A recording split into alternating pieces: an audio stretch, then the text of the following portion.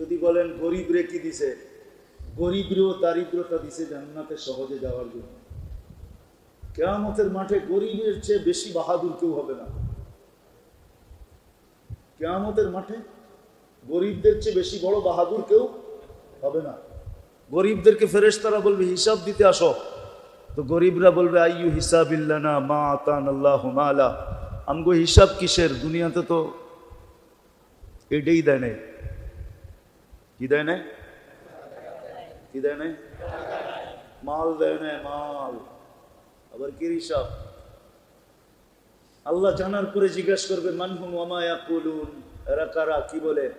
তো ফেরেশতা বলবে মাশাআল ফুকারা, সব গরিবের দল। হিসাব নাকি দিবে না? আল্লাহ জিজ্ঞাসা করবে কেন দিবে না? আল্লাহ জানেন কেন দিবে না। মাল বলে দেন নাই, এমনি চাতা।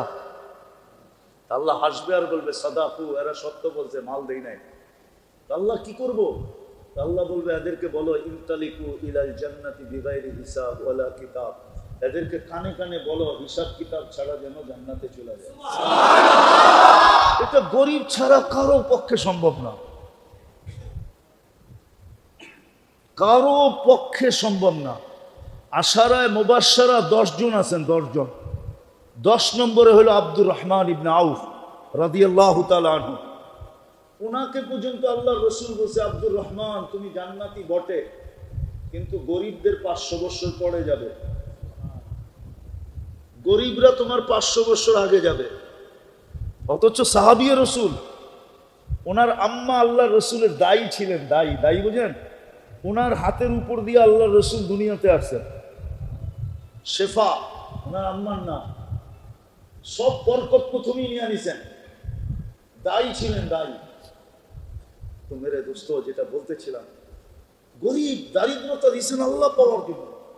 ও দারিদ্রতা দ্বারা যে আল্লাহ পাবে, রব্বে কাবার কসম, ওই আল্লাহ কারো পাওয়ার সম্ভব। বলেন রোগ ব্যাধি কেন দিয়েছেন? এটাও আল্লাহ পাওয়ার জন্য। কি রোগী যখন বিছনায় পড়া আহ আহ করতে থাকে, আল্লাহ বলে ফেরেশতারা আনিনুল মারিদি তাসবিহুন, তো ফেরেশতা সুবহানাল্লাহর সওয়াব লিখতে থাকে। সিয়াহাতুহু তাহলিলুন, যখন চিৎকার দেয় তখন লা ইলাহা ইল্লাল্লাহর সওয়াব লিখতে থাকে। যখন এপাশ ওপাশ করতে থাকে তখন দুশমনের বিরুদ্ধে যুদ্ধের ময়দানে লড়লে যেই সওয়াব পাবে, এই সওয়াব পাইতে থাকে। চতুর্থ, সুস্থ অবস্থায় যত আমল করত সমস্ত আমলের সওয়াব লেখা হইতে থাকে। পঞ্চম, যদি সুস্থ হয় তাহলে নিষ্পাপ সুস্থ হয়, কোনো পাপ থাকে না। যদি মারা যায় তো নিষ্পাপ আল্লাহ এই উম্মতকে উঠায় নিয়ে আনে, যেটা অসুস্থ ব্যক্তি ছাড়া আর কারো পাওয়া সম্ভব না।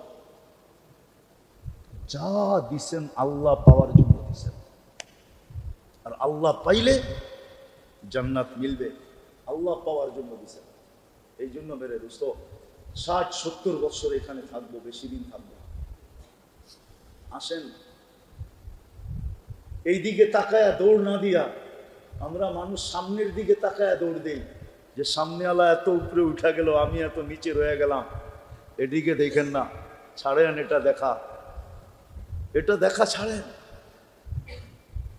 দুনিয়ার দিকে তাকায় দৌড়েন না, লাভ নাই। 60-70 বছর। আলী রাদিয়াল্লাহু তাআলা আনহুর কথা মনে উঠলো, কামানি তামাদা আলা মালিহি কাল্লা, যে মাল দেখা দৌড়াইতে থাকে অর্জন তো হয়, হইতে পারে অর্জন, কিন্তু যেদিন মারা যাবে ওদিন ফেরেশতা কানের ভিতরে ধ্বনি দিবে যাহাবাতিল আমওয়াল, যা অর্জন করছিল সব হাত ছাড়া, কিন্তু হিসাব তোমাকে দিতে হবে। মনে হয় বুঝাইতে পারিবে? বুঝছেন?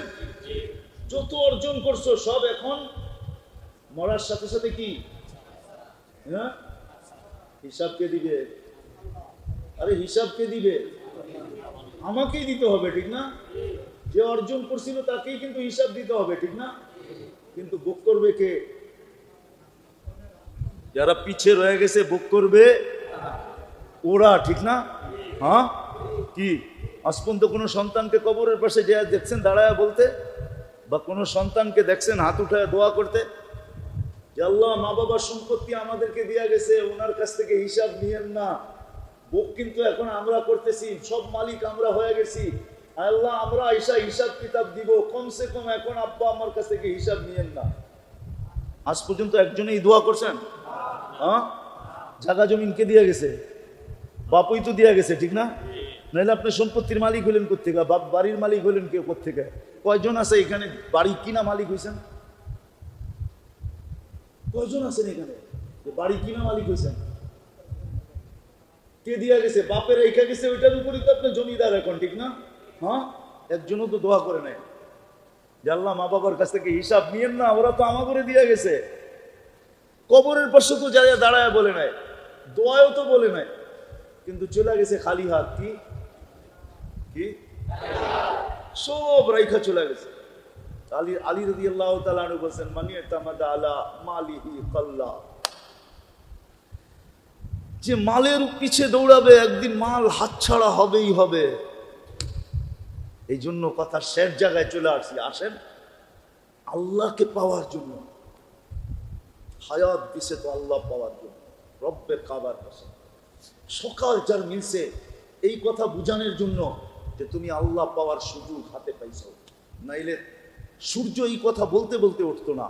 আনা ইয়াউমুন জাদীদ ফাক্তানি, আমি নতুন দিন, তুমি উঠতে দেখতে পারছো, বিদায় ভাবো আমি নতুন দিন তোমার জন্য সুবর্ণ সুযোগ, ইচ্ছা করলে তুমি আজকে অনেক কিছু কামাইতে পারো।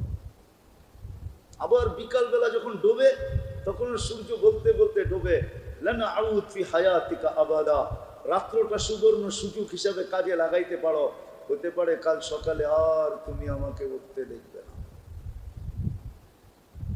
সকাল পাওয়া আল্লাহকে পাওয়ার জন্য, বিকাল পাওয়া আল্লাহকে পাওয়ার জন্য। যারা এখন এশা করতে পারবো তারা মনে এই কথা গাইতা নিতে পারি যে রাত্রে যদি মৃত্যু হয় তো ইমানই মৃত্যু হবে। ইমানই কি কি ইমানই মৃত্যু হবে। আল্লাহ সাক্ষী দিবে আমার সাথে কথা বইলা আছে। এশার নামাজ কার সাথে কথা বলবে? আল্লাহ বলবে আমার সাথে কথা বইলা আছে, আমার কাছে রাখো।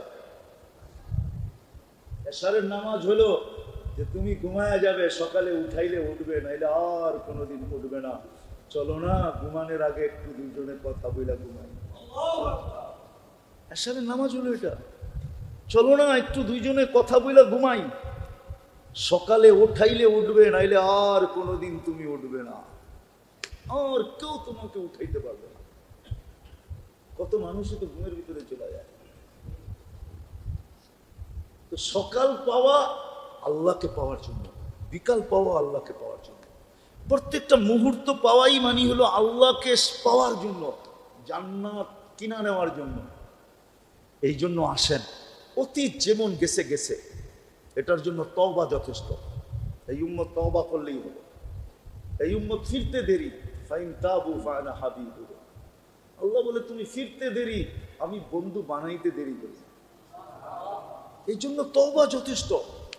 আগামীর জন্য প্রস্তুতি নেই। যুবক প্রস্তুতি নেই যে আমি যৌবন দিয়ে আল্লাহকে ওইভাবে নিব, ওইভাবে অর্জন করব যেইভাবে আমি শুনলাম যে যৌবন দিয়া কি করা যায়। নারীত্বের উপরে অঙ্গীকার করো যে আমি আমার নারীত্ব দিয়ে আমি আল্লাহকে অর্জন করব, আল্লাহকে পাবো, আল্লাহকে পায়া নিব, আল্লাহকে অর্জন করব, আল্লাহকে লাভ করব, আল্লাহকে সঙ্গে নিব। পুরুষ বলক পুরুষত্ব দিয়ে আমি আল্লাহকে সঙ্গে নিব, আল্লাহকে রাজি করব, আল্লাহকে খুশি করব, জান্নাত নিব, জান্নাত জান্নাত জান্নাত জান্নাত। হ্যাঁ, হুজুররা হয়তো আমার কথা একমত নাও হইতে পারে, কিন্তু সত্য এটা, এই উম্মত বাড়িতে বইও শাহাদাতের মউত মরতে পারে, বাইতুল্লাহ না যাইও হজের সওয়াব কামাইতে পারে না? পারে না? হ্যাঁ হ্যাঁ পারে।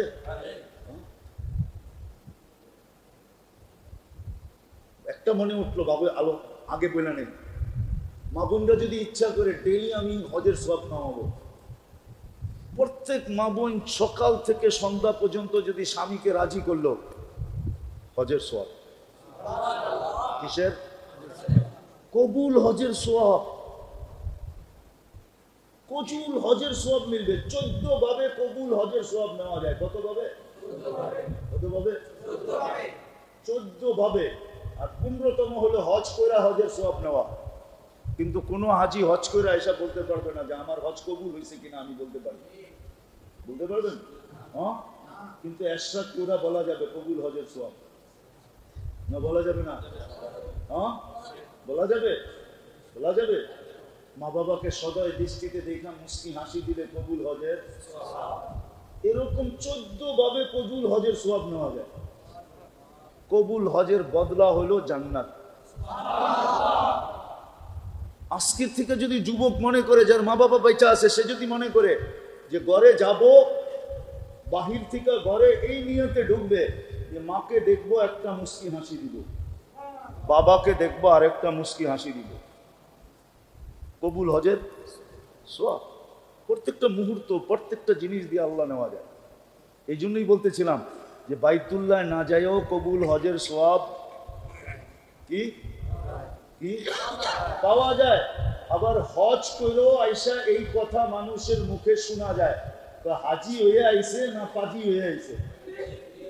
হজ করে আইসা মানুষের মুখে এই কথা, হজ করে আসছে না হাজি হয়ে আসছে না পাজি হয়ে আসছে, এটাও শোনা যায়। আবার হজ না করেও হজের সওয়াব পাওয়া যায়। এই জন্য আসেন আজকে তওবা করি, তওবা করি। বিশেষ করে যুবকদেরকে বলবো, বিশেষ করে মা বোনদেরকে বলবো, আপনাদের পায়ে হাত রেখা বলবো, আসেন আজকে তওবা করে অঙ্গীকার করি যে আজকের থেকে সময় জীবনের মুহূর্তগুলো আর বিনষ্ট করব না, দুনিয়ার দিকে তাকায়া আর দৌড়াবো না। 60-70 বছরই তো, 60-70 বছরই তো। কবির কথাই তো সত্য, আচল নে না ছোড়া কিসরা না দাঁড়া। মুখ তো কাউকে ছাড়ে না, আপনাকেও ছাড়বে না, আমাকেও ছাড়বে না। আজল তেরা কর দেগি বিলকুল সাফায়া। মৌত আসতে দেরি, মাটির সাথে মিলাইয়া দিতে দেরি করবে না। যদিও সারাদিন নিশা মাথার ভিতরে থাকে, তুঝে দুনহাই কে রহমত সবসে আলা, ও জিনত নিরালি हो फैशन निराला, यूं ही जिया करता है क्या मरने वाला, तुझे हुस्न जाहिर ने धोखे में डाला, जगह जी लगाने का दुनिया नहीं है, ये इबरत की जहां है तमाशा नहीं है। अफा हसिबतुम अन्नमा खलकनाकुम आबास। এটা বড় উপলব্ধির জায়গা, চিন্তার জায়গা, বড় ভাবনার জায়গা, বড় ভাবার জায়গা। অনর্থক সৃষ্টি না। কসম খোদার যুবক, তোমার যৌবন অনর্থক না, পুরুষের পুরুষত্ব অনর্থক না, নারীর নারীত্ব অনর্থক না। একটা সারা জগতের বিনিময়ে একজনের যৌবন কিনা যায় না। সমগ্র জগতের ভান্ডার যদি একদিকে রাখেন, তারপর যুবকের যৌবনের দাম বেশি হবে। যৌবন অমূল্য রত্ন, যার কোনো মূল্য দুনিয়ার কোনো সৃষ্টি দিয়া মিটানো যায় না। পুরুষের দাম এত, নারীত্বের দাম এত। যার কাছে নারীত্ব নাই ওকে জিজ্ঞেস করেন, যার কাছে পুরুষত্ব নাই ওকে জিজ্ঞেস করেন। তৃতীয় লিঙ্গ আল্লাহ এই জন্য বানায় দেখাইছেন দুনিয়াকে, নাহলে আল্লাহ তৃতীয় লিঙ্গ বানানোর দরকার ছিল না। কিন্তু তৃতীয় লিঙ্গ বানাইছেন দুই লিঙ্গের ভিতরে আকলের পর্দা খোলার জন্য। পুরুষকে আকলের পর্দা খোলার জন্য। পুরুষ একটু দেখ, ওর ভিতরে পুরুষত্ব নাই, ও তৃতীয় লিঙ্গ, আমি ইচ্ছা করলে তোকে বানাইতে পারতাম। নারীকেও বলতেছে একটু তাকায় দেখ, ওর দিকে নারীত্ব নাই, তৃতীয় লিঙ্গ, ওকে ইচ্ছা করলে তোকেও আমি বানাইতে পারতাম, কিন্তু তোকে বানাই নাই। এই জন্য আল্লাহ তৃতীয় লিঙ্গ বানায় দেখায় দিছে। আরে তৃতীয় লিঙ্গের কোনো দরকার ছিল না। অমূল্য রত্ন এটা বোঝানোর জন্য। এটা তওবা করবেন, একটা অঙ্গীকার করতে পারবেন যে আজকের থেকে এই মজলিসে যারা আছে, যুবক বৃদ্ধ যারাই আমার কথা শুনতেছেন, যে আজকের থেকে নামাজ কোনো ভাবে ছাড়বেন। পারবেন? পাক্কা ওয়াদা। আরেকটা কথা সর্বশেষ, বাংলাদেশের জন্য এই সুযোগ আছে বিদায় বললাম, নাইলে বলতাম না। আমার কিন্তু দুনিয়ার 102টা দেশ ঘোরা হয়ে গেছে এই সফরে। এতদিন 99 ছিল, এখন 102টা হইল। আরো সামনে আল্লাহর কাছে দোয়া করেন বাড়তে থাকুক। এই জন্য আমি ঘুরা বলতেছি, যত বেশি হক্কানি আলেম আল্লাহওয়ালাদের সাথে সংযুক্ত হবে, যত বেশি আলেম হক্কানি, আলেম ওলামা আল্লাহওয়ালাদের সাথে যত বেশি ঘনিষ্ঠ হবে, আপনার ঘনিষ্ঠতা হবে যত বেশি, মনে প্রাণে আপনি যত বেশি ঘনিষ্ঠ হবেন, যত বেশি কাছে হবেন, যত বেশি মহব্বত করবেন, যত বেশি দূর হবে, যত বেশি মিল হবে, খোদার কসম তত বেশি আপনি আল্লাহর কাছে হবেন। এই জন্য অঙ্গীকার করেন আজকের থেকে আলেম ওলামা হক্কানি, আলেম ওলামা আল্লাহওয়ালাদের সাথে থাকবো। পাক্কা? কোনোদিন আঙ্গুল উঠাবো না। আঙ্গুল বোঝেন? হ্যাঁ, কোনোদিন আঙ্গুল। আল্লাহ আমাদেরকে আমল করার তৌফিক দান করেন। ওমা আলাইনা ইল্লাল বালাগ। দোয়া। আল্লাহুম্মা লাকাল হামদ কামা ইয়ানবাগি লিজালালি ওয়াজহিক আযীমি সুলতানি। আল্লাহ বলার পর্ব ছিল শেষ, শোনার পর্ব ছিল শেষ, এখন চাওয়ার পর্ব চলতেছে। আল্লাহ দুনিয়ার কোনো আলতু ফালতু জায়গায় বসে হাত উঠাই নাই, কোনো স্কুলে বসা না, কোনো মাঠে বসা না, কোনো ঘাটে বসা না, কোনো হাটে বসা না, কোনো বাজারে বসা না। আল্লাহ স্বয়ং আপনার ঘরের ভিতরে বসে হাত উঠায় দিছে। ভিক্ষার হাত বিলকুল বাড়ির ভিতরে বসা। কাদেরকে নিয়ে উঠাইছি এটাও দেখেন মালিক, কাদেরকে নিয়ে উঠাইছি। বিদায় বেশি চাবো না, এতটুক তো চাবো অবশ্যই, আজকের আয়োজন যেন কবুল হয়, আয়োজকরা যেন কবুল হয়, আল্লাহ আজকের প্রত্যেক শ্রোতা যেন কবুল হয়। আমার আওয়াজ যত দূর গেছে, যার কানে বাড়ি খাইছে, বুঝুক আর না বুঝুক, আল্লাহ সেও যেন কবুল হয়। এই ওয়েদারের ভিতরে মিলা, সারা দুনিয়ার অক্সিজেনের ভিতরে মিলা গেছে। আল্লাহ সারা দুনিয়ার মুসলমান যেন আজকে কবুল হয়, সারা দুনিয়ার উম্মতে মুহাম্মদী যেন আজকে কবুল হয়। আমরা কবুলিয়াত চাই, আমাদের গুনাহ খাতা মাপ চাই। জানি একটু পরে আপনি ঘোষণা দিবেন ইরজিউ মাগফুরান লাক, একটু পরেই আপনি বলবেন যাও তোমাদের গুনাহ মাফ। বুদ্দিলাস সাইয়্যাতিকুম হাসানাত, তোমাদের গুনার জায়গা নেকি দ্বারা পরিপূর্ণ। আল্লাহ এমনই যেন হয়, এমনই যেন হয়, এমনই যেন হয়, এমনই যেন হয়। আমাদের গুনাহ মাফ হয়ে যায়, নেকির জায়গা গুনার জায়গা যেন নেকি দ্বারা পূর্ণ হয়ে যায়। আল্লাহ চার যে পেরেশানি আছে দূর করে দেন, প্রয়োজন আছে মেটায়া দেন, অসুস্থ আছে শিফায়ে কামেলা আজেলা দায়েমা মুস্তামিররা নসিব। আমাদের কাছে দোয়া চাকান না চাক, যত অসুস্থ আছে সবাইকে আপনি সুস্থতা নসিব করেন। যত মুর্দেগান কবরে চলে গেছে সবাইকে মাফ করে দেন। বিশেষ করে এই ইউনিয়নের মাটির নিচে এই আয়োজন যারা করছে, তাদের আত্মীয় স্বজন যারা যেখানে ঘুমায় আছে, শ্রোতাদের আত্মীয় স্বজন যে যেখানে ঘুমায় আছে, সবাইকে মাফ করে দেন। কবরটা জান্নাতের বাগান বানায় দেন, ফিরদাউসুল আলার ভিতরে মাকাম নসিব করেন। আল্লাহ বিশেষ করে আমাদের মা বাবাকে মাফ করে দেন, জীবিত থাকলেও মাফ করে দেন, যদি দুনিয়ার থেকে চলে যায় থাকে তারপরেও মাফ করে দেন। কবর জান্নাতের বাগান বানায় দেন। আল্লাহ আমাদের দেশের পরিবেশটাকে শান্ত বানায় দেন, শান্ত বানায় দেন, শান্ত বানায় দেন, শান্ত বানায় দেন, শান্ত বানায় দেন। হায় আল্লাহ সর্বকিছু আপনি ঠিক করে দেন। আল্লাহ যা চাইতে পারলাম তাও দেন, যা চাইতে পারলাম না তাও দেন। সাল্লাল্লাহু তাআলা আলা খায়রি খালকিহি মুহাম্মাদিন ওয়া আলিহি ওয়া সাহবিহি আজমাইন বিরহমাতিকা ইয়া আরহামার রাহিমিন।